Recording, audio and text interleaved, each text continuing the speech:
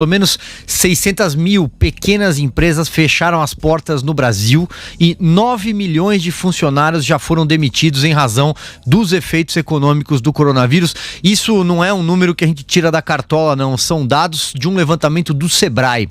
A pesquisa mostra que 30% dos empresários tiveram já de buscar empréstimos para manter os seus negócios, mas mais da metade deles teve seus pedidos negados. O levantamento foi feito com 6.080 microempreendedores individuais, microempresas e empresas de pequeno porte entre os dias 3 e 7 deste mês. Ainda nessa linha, mais uma notícia aqui, ó.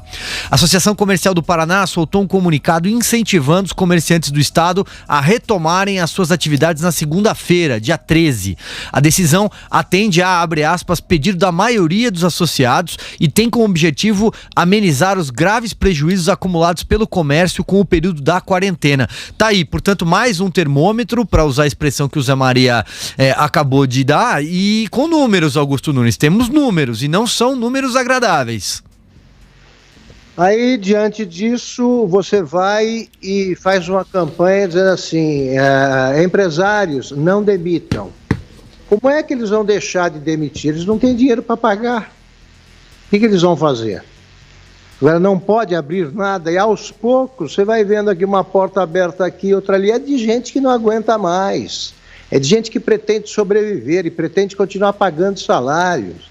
Então não há, quer dizer, os governadores se recusam a examinar a possibilidade da retomada de atividades em alguns setores, com todas as cautelas, todos os cuidados, quer dizer, eles se negam a examinar essa hipótese.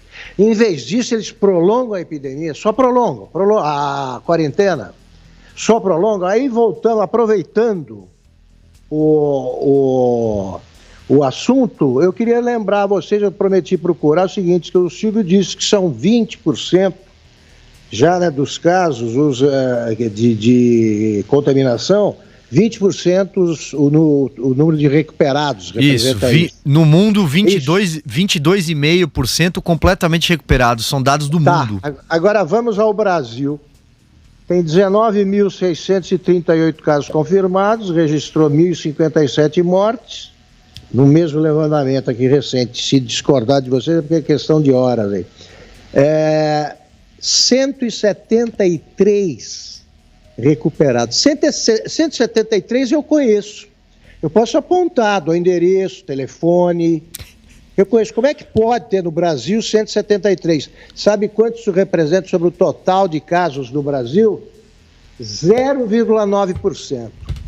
Então, o que devem fazer os repórteres que têm aí o desprazer de ficar cobrindo todas as entrevistas em que se apresentam números, só os que interessam. Cobrem o número de recuperados. Cobrem. Na Índia, por exemplo, você chega aí, 10%, 15%, país que tem as dimensões do Brasil. Aqui, eles só não conseguem contar, só não conseguem fazer testes, não consegue fazer o teste chegar e só não consegue contar o número de recuperados. 173, a divulgação desse número é uma afronta aos brasileiros com medo dessa epidemia, medo estimulado por quem quer a quarentena radical. Zé Maria Trindade, seu comentário, vamos lá.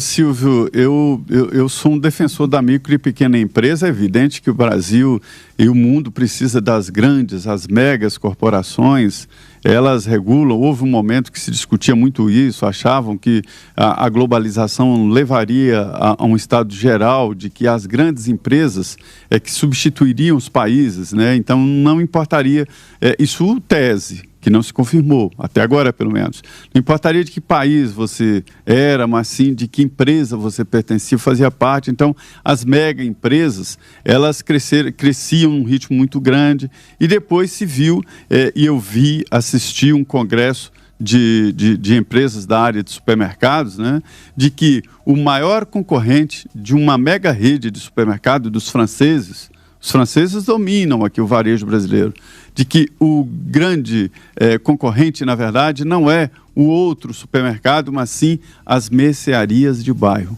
São os grandes concorrentes dos mega mercados, né? E são dados que me surpreenderam, isso num congresso de supermercado, dizendo, olha, aquela vendinha lá, né, não é ela, são várias delas, ocupam no mercado um espaço muito grande. Então, veja como a economia brasileira, e talvez mundial, não tenho dados para falar de outros países aqui no momento, mas do Brasil, como essa economia é a base, como as pequenas e médias empresas que são a base do emprego e da vida boa ou má do Brasil. E eu digo, nada será como antes. Significa que muitos novos empresários vão surgir. É assim mesmo, depois de uma tragédia dessa, outros empresários vão surgir, montar empresas, mas isso demora um tempo. Alguns que estão fechando as portas agora, Augusto, não abrem, viu? Depois da crise, e isso é muito triste.